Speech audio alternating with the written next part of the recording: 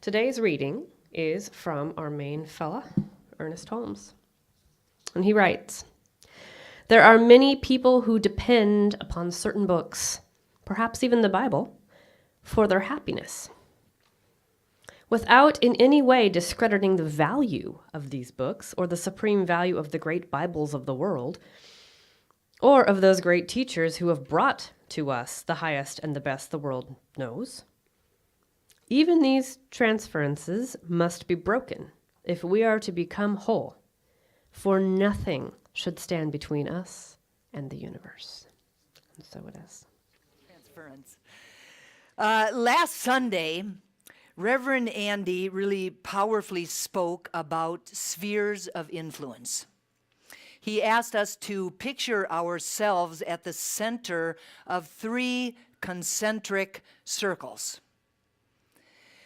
The inner circle, that circle that is closest to us, is the circle, the sphere of caregivers, our parents, our other family members, our friends, our loved ones, those that we are intimate with.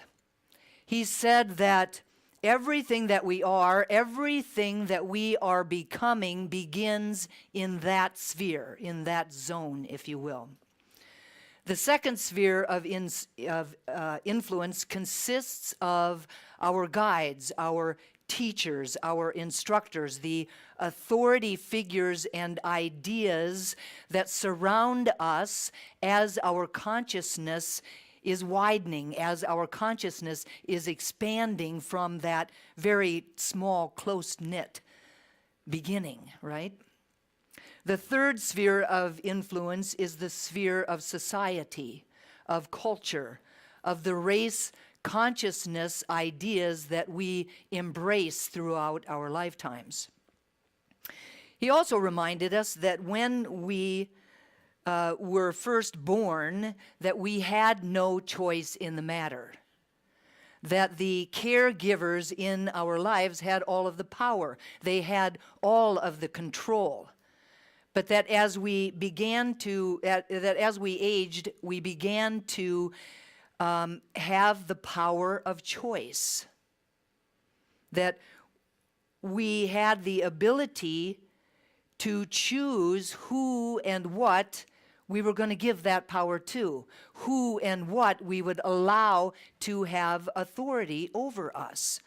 Now, we've been talking about this idea of us having this power of choice throughout the entire month. We began by talking about it as we talked about the Garden of Eden. And then we continued with that conversation as we talked about the parable of the prodigal son. And the truth is that this power of choice is the greatest power that we have. It is our greatest freedom. Today, we're talking about a very specific thing that often happens within these spheres of influence, and that very specific thing is transference.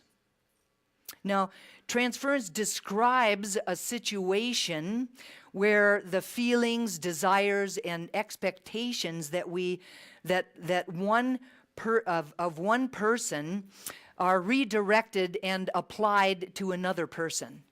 Now, as Marianne was alluding to, most commonly this idea of transference is used in a therapeutic setting where the person that is going to therapy applies certain feelings or emotions to the therapist. However, transference is really a common occurrence for all human beings. And while it might occur in therapy, it can and often does occur outside of the therapeutic setting. Transference may, in fact, be or form the basis of certain relationship patterns that we have in our lives. Some of these can include paternal or maternal transference. Paternal transference is when an individual looks at another person as a father or as an idealized father figure. They may view the person as wise or powerful or authoritative. For example, a young woman might choose to date an older man because he reminds her of her father, whom she dearly loves. Maternal transference is when an individual looks at another being as a mother or as an idealized mother figure. This person is often viewed as loving and nurturing. So, for example, a young person treats a much older female co-worker with tenderness because that female co-worker brings back memories of the person's mother who's already made her transition. Another type of transference can be sibling transference. An example would be when an individual is easily annoyed by a classmate who looks a bit like their younger, irritating sibling. Or perhaps the guy sitting next to you on the train happens to look a little bit like your brother. And so you decide that you're going to tell a joke that your brother would really appreciate, much to the bewilderment of the person sitting next to you. This is also reflected in a more general familiar transference, as when a boss at work reminds you of your cranky old grandmother, and so you cower when you're around that boss accordingly. It's what you used to do. Now, non-familiar transference can be seen when individuals treat others according to an idealized version of what they are expecting that person to be like. Or they interact with them according to someone or something in their past. For example, an individual whose partner cheated on them might consciously or unconsciously mistrust their current romantic partner. Now, stereotypes really fall into this category. Transference can either be negative or positive. Positive transference can lead an individual to view others as kind, generous, understanding, compassionate, and loving. For example, if our earliest memories of doctors and nurses were that they were compassionate and healing, then we will experience those same kinds of feelings with any other doctors or nurses that we encounter. Negative transference can lead a person to view others as angry or mean or controlling or even destructive. For example, if we grew up with controlling or authoritative parents and felt we really had no voice while we were growing up, we might take those feelings of anger or those feelings of frustration and apply them to all authority figures, such as our boss or our teachers, but certainly never our minister. Now, the problem with transference, either positive or negative, is that rather than connecting with people, we are relating to them from a template. We're relating to them from a template, from old patterns, from old beliefs, from old ways of being, from old feelings which might really differ from the person that's standing in front of us. We're treating Jane Doe or John Doe as if she was our mother or he was our father. We're treating Jane Doe or John Doe as if they were our grade school rival, or some idealized version of themselves, when in truth they are neither the rival nor that idealized version. It prevents us from really connecting with other people in a really meaningful way. Can you see how that would be? Now, instead of living in the reality of the moment, we are living our lives and creating our relationships from our experience of others from the past, from old thoughts, feelings, and beliefs that may have been serving us in that moment, in that past moment, but are no longer serving us now. We will not have close, powerful, authentic, loving relationships from that place. We cannot. So how can we do this? How can we release or let go or break the transference? The first thing, since I know you all like the practical things, right? So the first thing that we are encouraged to do is to become aware of our tendency for transference. Our knee-jerk reactions to the people in our lives. I know you know what I'm talking about. The invitation is to take the time to consciously and deliberately take a really good look at our lives and a really good look at our relationships. Do we have the same kinds of thoughts and feelings about certain kinds of people in our lives? Do we automatically look at others through the lens of our past relationships? Do we have a tendency to always think that people of a certain age or a certain race or a certain sexual orientation or a certain gender or a certain age are always the same because that is the way that they have always showed up for us in the past? Do we use words like always or never with certain types of people or certain groups of people? These stereotypes can point to an issue of transference. When we become aware of the transference in our lives, because really, right, we talk about this all the time, awareness is the beginning of healing. So when we become aware of the transference in our lives, then we're able to explore why that transference occurs.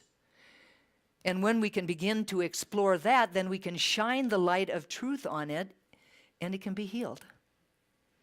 Once we are aware of the transference, we are encouraged to find the core of the matter. Transference usually points to some deeper issue or to some unfinished business from the past. Perhaps there's something that we've told ourselves about the past experience that now has power over our lives.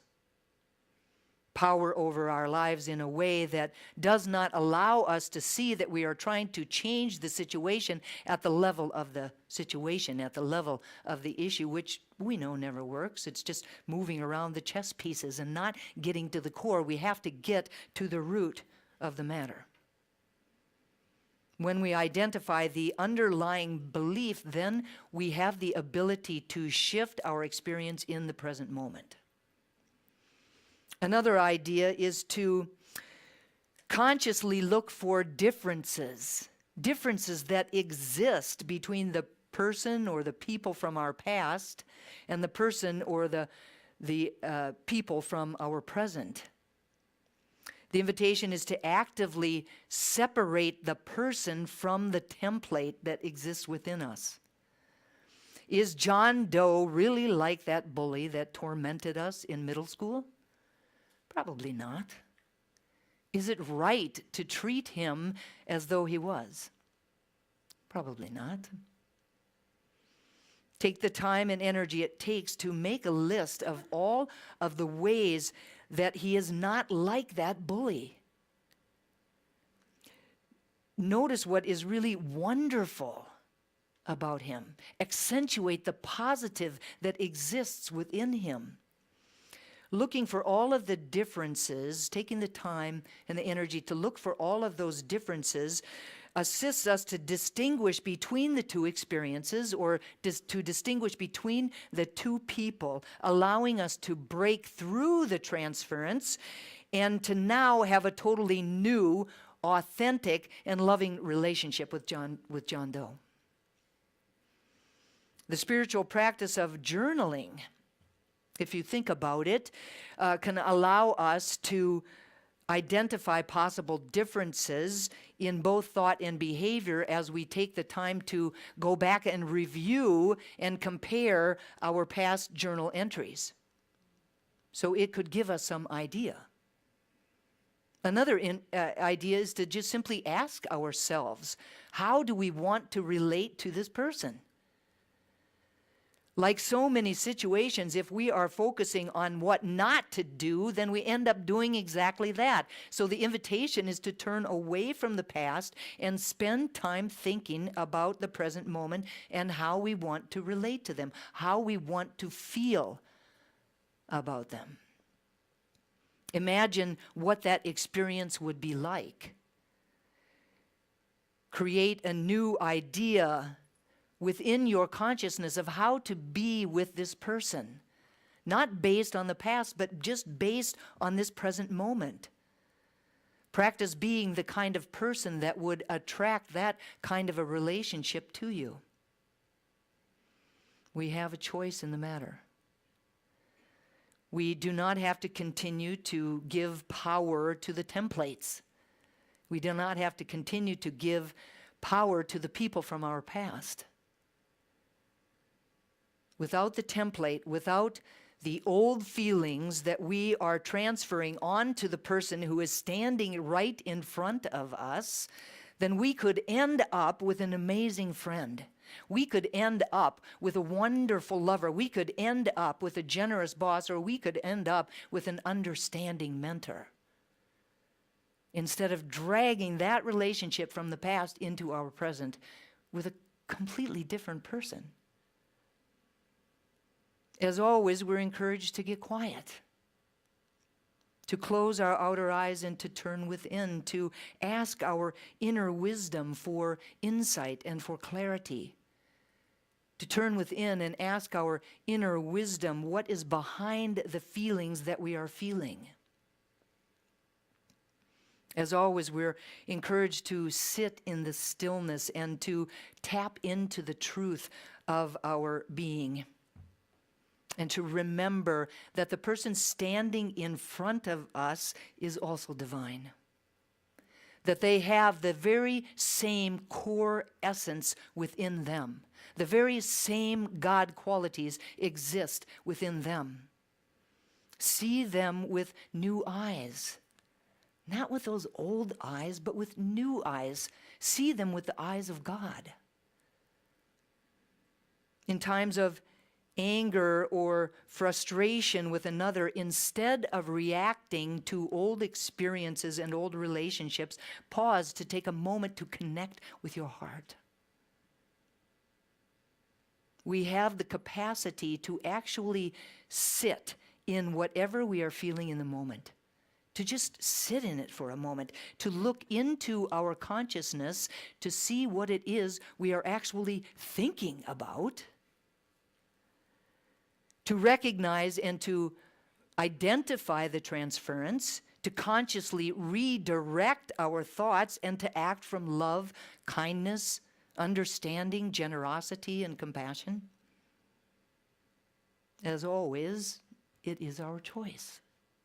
We have the power to choose. We have a spiritual principle within the science of mind philosophy that says principle is not bound by precedence. It's one of my favorites. Principle is not bound by precedence. Now that's a lot of science mind jargon. What the heck does it mean anyway, right? So principle, basically principle is God. The fundamental truth, the only thing that there is, the first cause of life, the creative energy back of everything. A principle is something that always works the same way for everyone all of the time. Is not bound by, a little bit more self-explanatory, right? It means that there is nothing holding it back. Nothing to limit it, nothing to restrict it, nothing to confine it. Precedent. Precedent means a previous action, situation, or decision that can be used as a reason or an example for a similar action or decision at a later time. Precedent. Now, the divine is not bound by or limited to what it has created in the past. It is unconditioned. It is always creating anew. Because we were created in the image and likeness of God, we too have within us the ability to be unconditioned, to have unlimited possibility to create anew in each and every single moment. In truth, we are not bound by the past, not our own past, not our family's past, not anybody else's past. We have free will to choose. Free will to choose a new idea, a new thought, a new way of being, a new belief, a new path in every single moment of each and every single day. However, this is not always how we live our lives. Precedent can be that sense of inertia that comes when something has been a particular way for a particularly long period of time. You know, we might say, it's just the way it is. It's always been that way. I have always been blank, and I will always be blank. He or she has always been this way, and so everyone else that is similar to them will always be that same way. We think that nothing can change because it's always been that way, or like there's some universal rule that says that it has to be that way. And in truth, there is no universal rule that says that, but only our own thoughts, individually and collectively, that can keep us stuck in the past, that can keep us stuck in templates that create transference. Now, so this idea of principle is not bound by precedent means that the divine that is within us, the divinity that is within others, the divinity that is within each and every single situation is not bound by what has happened in the past. It cannot be. Always anew. Authority figures are not always controlling. Men are not always cheaters. Car salesmen are not always out to get us. Strong women are not always female dogs. Dogs are not always aggressive. Children are not always rambunctious, and teachers are not always demanding. Just because a particular person was one way in our past doesn't mean that a similar person will show up in the same way in our present. We have to be open to new possibilities at any given moment in any situation. When I talked about the Garden of Eden the first Sunday of the month, I said that Matthew Fox describes the fall in the garden not as the original sin, but as the original blessing. That the metaphysical truth of the Garden of Eden is that this idea of good and evil is not about a moral or an ethical good and evil, but about our ability, our power to choose. Our ability to choose our lives grounded in the truth of our oneness with God, or to turn our backs on the spiritual reality and live from our human capacities alone. Human capacities that often include transference and the inability to openly, authentically, and lovingly connect with others. The first garden was never meant to be ours. It was never meant to be ours forever. We had to leave that garden in order to find out who and whose we are. We saw this again in the parable of the prodigal son, as he finally arrived at the place where he knew, beyond a shadow of a doubt, that he knew nothing, and then chose to return back to his father's house. In the story of the Garden of Eden, we are encouraged to return to the innocence that we arrived on the planet as, to be a blank slate without our stories and patterned ways of living our lives. Who would we be without our knee-jerk reactions in life? What would our lives be like if we were not living from a sense of duality, but instead living from our wholeness and recognizing the wholeness in everyone and everything else? What would our life be like? Ernest Holmes says, breaking the transference does not mean isolation from life. Quite the opposite. It means being whole in life so that we may discover the love and the friendship of all people without seeking to destroy them or permitting them to destroy us. So the bottom line is that we really must continue to break the transference we have with any person, any situation, any condition outside of ourselves, so that we can leave behind any sense of victimhood. We are the first cause in our lives. Let me say that again. We are the first cause in our lives. The ultimate transference must be to ourselves. We must look to our higher self, that self with a capital S. We must look to the divine spirit within us.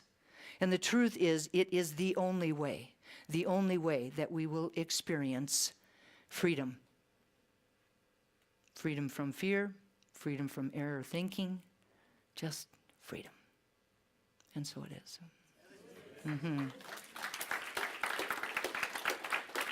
So I invite us to turn within.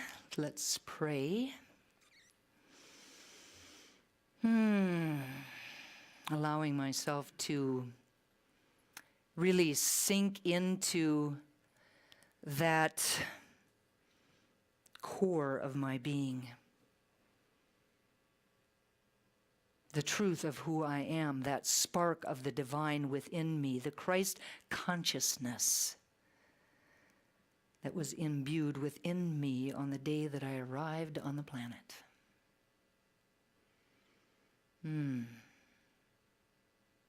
Such a glorious place to sit, such a glorious place to be. Held. As Michael will sing in his next song, held in those arms. I am one with this presence, connected to it in ways that can never be broken. It created me out of itself in a moment of love. And just as I know that this is my truth, I know that it is the truth for each and every person here today. Each of us is a unique and divine expression of the divine. And it is from that place of unity that I speak these words about and for each of us today, individually and collectively, knowing that truly we are spiritual beings having a human incarnation, that we are imbued with everything that we need to create the life of our dreams, to create a life that we love to live, to create a life that is filled with deep, authentic, loving relationships. I claim and know for each of us ease and grace around letting loose our past, around being able to step into the present moment unencumbered, unbound, totally free and open to any new possibility, to any new idea, to any new person that is standing in front of us, recognizing the divinity within them and knowing that we can create a relationship based on that moment and not some moment in our past, that we can begin anew. Start today. Create from this perfect now moment. Leave the past in the past and live our lives free, totally free. That this power of choice is such a wonderful thing. I know that deny any feelings of responsibility and claim only for us that a joy in the fact that we have the power to choose. And that we do so willingly, righteously, with an open heart and an open mind. And I'm so grateful to know this truth, so grateful to speak these words. So grateful for that law that works with mechanical regularity to clothe my words in form. And so I speak them and I release them with love and gratitude in full expectation of their manifestation, letting go, surrendering to the way that it works. And I invite each of us to anchor these words for ourselves and for each other simply by saying, and so it is, and so it is. All right.